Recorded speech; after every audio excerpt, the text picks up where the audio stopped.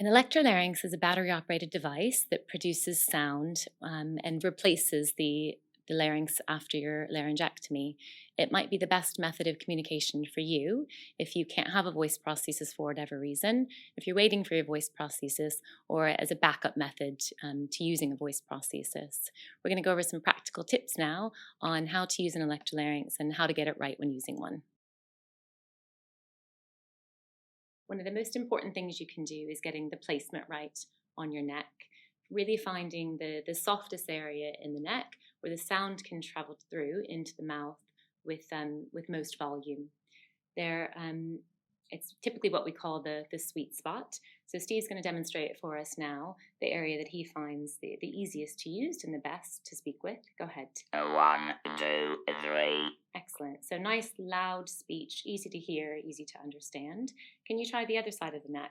And we'll see how that sounds. 1, 2, 3. Okay, good. So not No. nearly as loud. Okay, fantastic.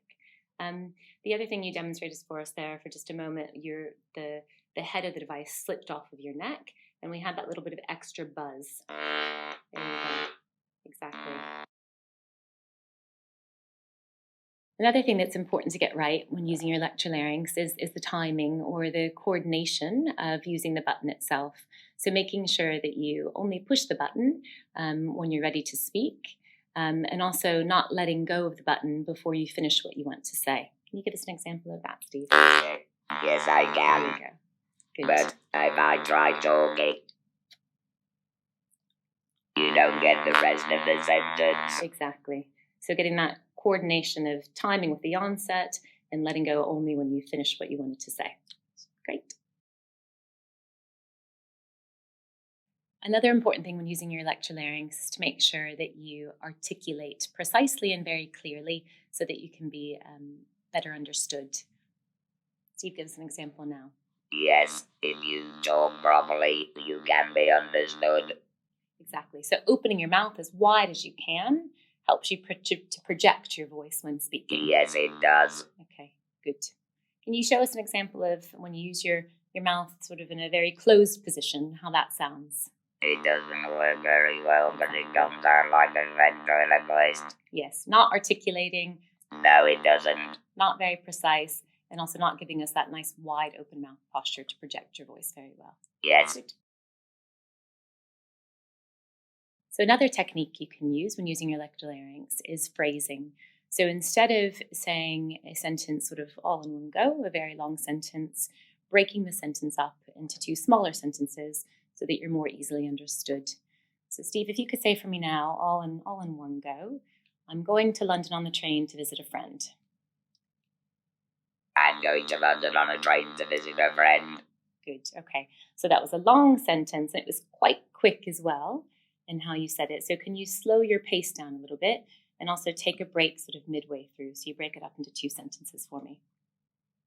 I'm going to London. I'm going to see a friend.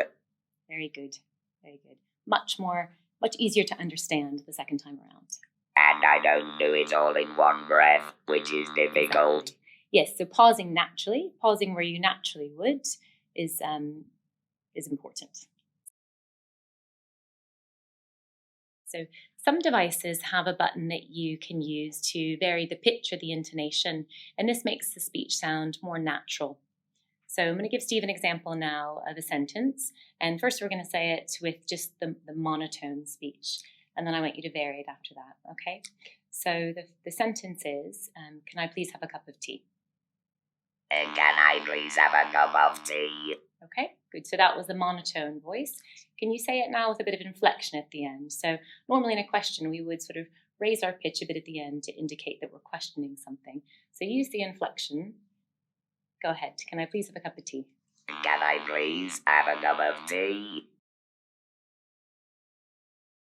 A couple of other tips for using your electrolarynx. So to make sure that you're using your non-dominant hand so that you have your dominant hand free. Steve is actually left-handed, which is why he's using his right hand now. And also when you're holding the device, to make sure that the arm stays nice and low so that it's not up like a chicken wing against the neck, and drawing attention to using the neck to speak. It makes it easier to produce the sound as well. Exactly. you've got getting good contact with your elbow out. Exactly. Helps you to maintain contact, doesn't it, when you've got your arm nice and low and firm pressed against your neck. Good.